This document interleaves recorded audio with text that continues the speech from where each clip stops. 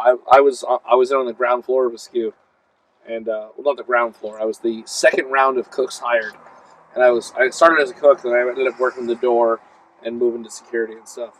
I'm Will Wells. This is Chris Mueller. This is his podcast.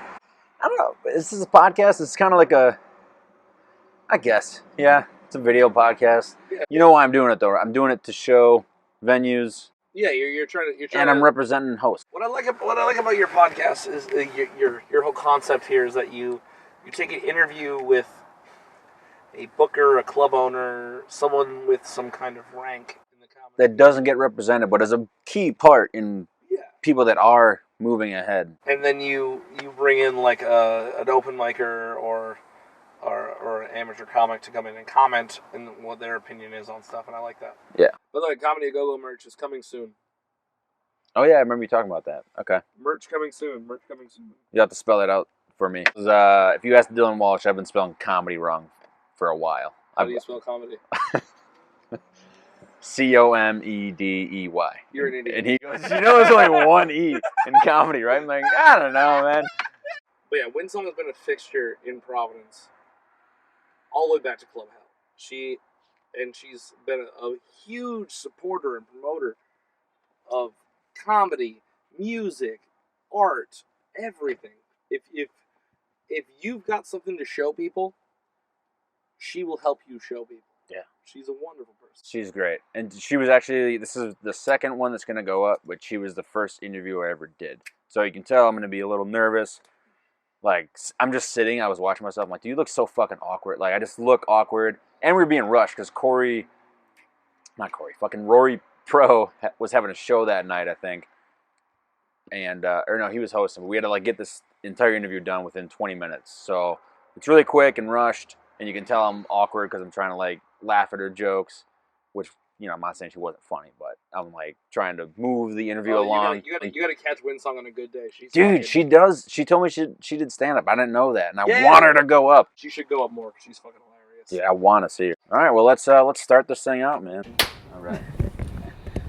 Hey, everybody. Here at A Sku with the lovely Windsong. Hi. She's the owner-operator of A Sku, correct? Creator, founder, all that good stuff. Yeah, if you want to tell us about the bar a little bit, why you started it here. Oh, why I started this one here in particular or in general? I've been doing this forever. A Sku is a live music venue, a performance venue, entertainment venue / restaurant / everything. So I guess it's basically because we've supported, promoted, and like networked with local artists, theater, comedians, and musicians. By the way, if you hear that banging in the background, I think it's because her earring is hidden her shell necklace. Just letting you know. Is that what the mic is? No. But the mic picks up pretty good, and I think it's her earring. Well, that's what you get for buying nice equipment, you piece of shit. For so long. So we wanted a space that encompassed all of that. Made everybody welcome and, wanted the exposure for the artists and the performers so that, they can kind of get to that next level. It's like a ladder. That's really big for Windsong is the whole promoting artists and promoting people. Yeah, I think you're doing a great job. Thank you. Especially with, what was that Kingfish you had last year? Oh my God, that was amazing. That show was fucking ridiculous. Okay, so I was working door for that show, and we had at least 150 people lined up around the block at 7 o'clock. Yeah, she was telling me Doors were at 8. Never in my entire history of working doors security have I seen the capacity of the building lined up around the block an hour before we opened. Yeah, we can't wait for COVID then to get to more of that. Yeah. Be a little tough to put 200 people in here right now. Yeah. How long you been in Providence? Like, how long has this bar been here?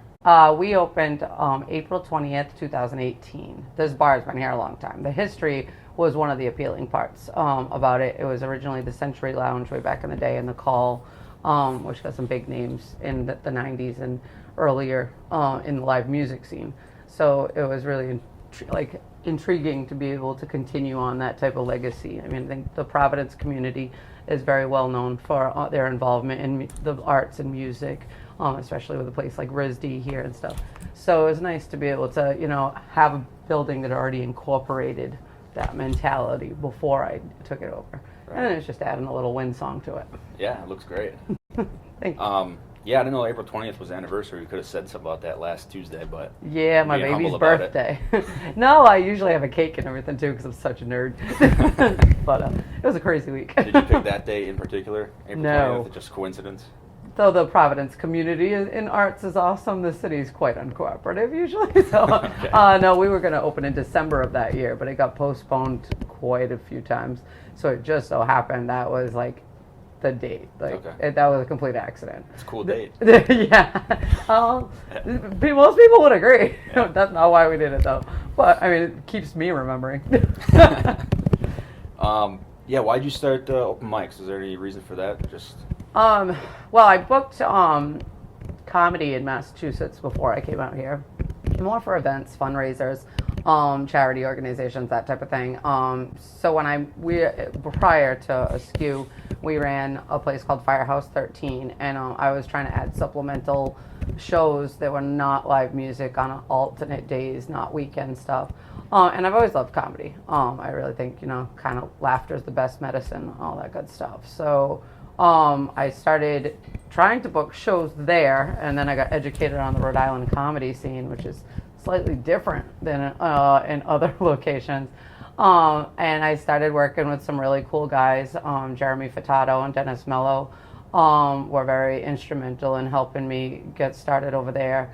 And then I just started networking and meeting comedians. And then we moved after Firehouse closed to Alchemy, and I moved the open mic with it, and we kept it going there. And then I bought this place. So it was kind of cool to watch the comics move and grow with us. Yeah. I mean, there's some guys headlining now that I watched like their first week on stage and stuff. Awesome. So it's kind of cool to see the ones that actually progressed in the scene and like the development. And it's probably why I'm more passionate than maybe even some comics are, because it's really cool to like see the work evolve. Yeah, especially you being a part of it. So. Yeah, I just do the room and keep everybody quiet. Yeah, you do a great job. We love you dearly. Thank you so much for joining us this evening and supporting local comedy. Yeah. Please keep your table talk to a minimum, no heckling, and all their jokes are rhetorical, so don't answer them. I love when she says that, because like I've got jokes that aren't rhetorical. Like I want a response. This is not a joke. This is to get you to say something so I can make fun of you. Yeah. This is just to get the crowd to talk to me. Yeah. Like bullshitting and shit talking is second nature to me. And most of the time it might like if you can handle it, it might make your act better, because like the crowd's more interested when you get a heckler. Guarantee you the crowd is more interested in anything that was going on, because they're like, "Whoa, what's happening here?" Only if you can control the heckler. Yeah, that's the thing. It really puts you on the spot, and it's a good. It shows how quickly you can think. Exactly. But I have not been defeated by a heckler yet. When that happens, I might have a different tune. But right now, I'm like, do I like it because it makes the show more interesting? It makes me better. I've been defeated by hecklers before, where they said something that completely threw me off and shut me down. But even that, like, you need that. It's a learning experience. Exactly, yeah. But still, listen to Windsong, everybody. Yeah, this is the second place I actually did open mic. Mm-hmm. And, yeah, just a great experience coming here. And you were super helpful. Thank you. Yeah. I'm going to try. You answered, like, 3 of my questions in that last part, so that was perfect. What's your favorite thing about the open mic, I guess, here? Like, just small things. Well, I think open mic is just such a loosely used term, but I mean, if you go to places like Nashville and stuff, those singer-songwriter circles and open mics are where really great people, get founded. I mean, you could be sitting next to the next Dave Chappelle, but not know it. You don't know where these guys are going in 10 years. So by giving them a room to actively be able to work on their product, I mean, you always want to be able to say, I saw that person when they first started. I mean, hopefully someday these guys are making like $100 a ticket and I won't be able to afford to see them anymore. So I think the great thing about open mics is just watching that development, progress, and kind of help them. Like I said, there's the ladder. Hoping they get to that next step someday, and then maybe down the line, I just get a thank you from somebody. Or a nice free show or something they can hook up. Yeah, I don't even want that. Just a thank you or a hello. Yeah, hello would be good. But yeah, I think that's the best part. Just watching the growth. Yeah, definitely. Do you have any pet peeves about comedians or anything? I don't think I have. I mean, of course, there's drama in every scene, but I think the only pet peeve I would have is people that disparage it or look down on it or treat it as like a joke. Or, I mean, I've never been one to let the random drunk bar patron get up there like that. Not anymore, or as much. I mean, most people know that I don't allow it. I don't want people on stage that are just they're not appreciating the work that goes into what these comics are doing. So I don't want random drunk people thinking that it's that easy, that they just jump up there. And so that would be the only thing, is the comics that don't take it seriously. I know they hear each other every week, 5 times a week, doing the same jokes and stuff. But at the same time, I think everybody should, I appreciate it when everybody is professional and stuff. I mean, it's for their own benefit, not for mine. Right. With the comics, we all know, probably we can do everyone's set. Everyone knows everyone's set sometimes. Mm-hmm. And I was thinking, if it's just comics in here, we should put our names in a hat, and then whoever's name you pick, you got to do. We've done that. We've done little workshops. Oh, that's cool. We used to have a tissue box. We've done heckle sessions. Heckle sessions would be fun. This day and age is a little tough. Everybody's so easily offended. So that one, though it was fun, it does test the waters a bit. Okay. It's not as easy nowadays as it was years ago. That's a good segue into the next question. The next one these are just general questions I'm going to ask every owner I interview. But how do you feel about censorship and political correctness these days with comedy? 10 years ago, I fucking hated it. Sorry. Personally, I hate censorship. I think everybody should be able to do their own version of comedy. And there's reasons people like Andrew Dice Clay had a career. Unfortunately, as a business owner, if you want to be open to the general public for more hours than the 3-hour open mic a week, it's necessary now. So, I mean, that's probably one of my own personal pet peeves, is I have to do it. Mm-hmm. What most comics don't realize, when I censor them, it's for all of our benefit, because if I don't have people coming in here all week, then I don't have a room for the one open mic. And at the same time, I'm just trying to keep everybody happy, which is a nearly impossible task. Just keep the jokes classy. It's also known as the no 2G territory. If you don't know the 2G words, you're not allowed to say them, and please come ask me or any one of the fellow comics around you what they are. I've never said that on stage. Yes, you have. Okay. Here's my opinion on that, is that if anything you're saying is hateful... It was not? It is not up to you to determine whether or not what you have said is hateful. If other people tell you what you have said is hateful, then it is hateful. Don't say it. But I will say that there is a right way and a wrong way to say everything, and that if you are skilled enough as a comic, you can say whatever you want to say. That being said, there are many a skilled comic who have tried to bring it into their act, and it ruins their career. Because as a comic, what you're doing is you are putting yourself out to the public. And whatever the public believes is funny is what makes money. Whatever the public believes is offensive is what is offensive. Mm-hmm. So if other people are telling you it's offensive, then it's offensive.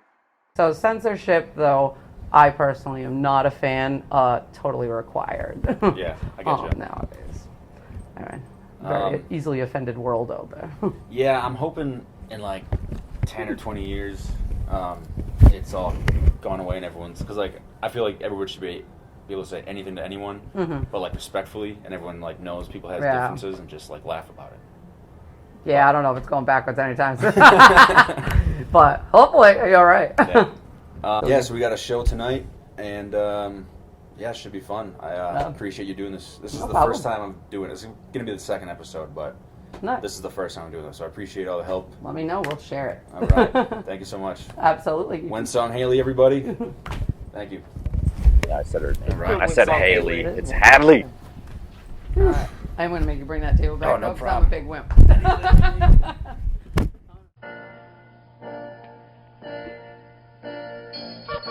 Now, what do you think of this song? Originally, I hated it. Yeah. I did. But singing it again, I actually kind of like it.